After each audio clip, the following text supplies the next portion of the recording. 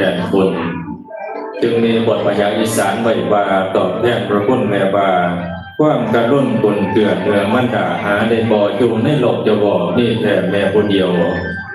แม่บ่เคยอดเกี่ยวทำกระจำฝืนทั้งน้ำฟื้นเจ็บดองมันกระบอกประจำมืออาศัยมือสองข้างทางดำบันคนลูกสี่คนเช่าคนแม่กระทนสมเด็จเที่ยงดำเดือนกันแม่บ่เคยกีดกันปั่นไปว่าใช่ยิ่งเป็นสัตว์จริงคนเฮาโคตรบุญของกันกว่าสิยังมาได้จะเดินไว้ถึงที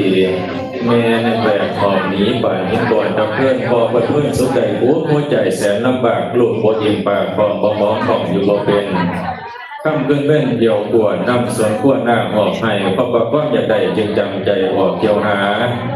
พ้นอาสาเรียนนอนเรียบสวนม่อนเกิดนักหลวงบาปในหลวงแม่ลำใดผวังลูกใหญ่มากอันหน้าคนลูกต้องก้าวหน้าการศึกษาต้องเรียนต้องเป็นคนหนึ่งใดอยู่ในแห่งสยามแม่ของงามดอกโตตนของม่อเกือบกี่คนขอชุดขอลูกแก้วนี่สุดแล้วแม่ชื่นชมสมแต่นอกพระคุณแม่เจ้าปูครอบครัวสังขารเอาอย่างนอกแดนคุณจึงต่อคุณพระคุณแม่ได้นี่ก็เพียงเป็นบทหนึ่งของบทกลอนในการต่อคุณพระคุณแม่เท่านั้นเพราะนั้นหลวงปู่ท่านจึงได้